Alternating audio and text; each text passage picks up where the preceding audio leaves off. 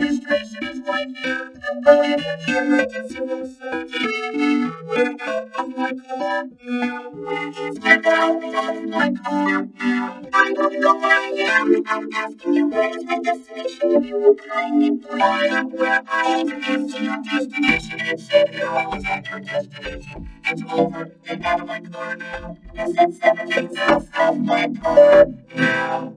7 seconds out of my car now. Why are you yelling at me? Because you won't fucking get out of my car. But you don't have to yell at me.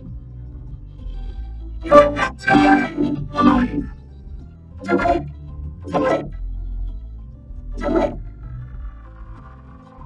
You have been scared very big. Fucking hell. You have been scared out of my car. I'm facing your fucking head. Down.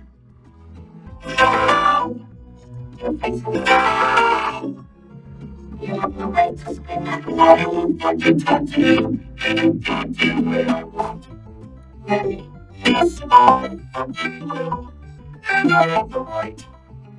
Where am I? You're at a hospital. Waiting to pick you out of my car. Can you get out of my car, please?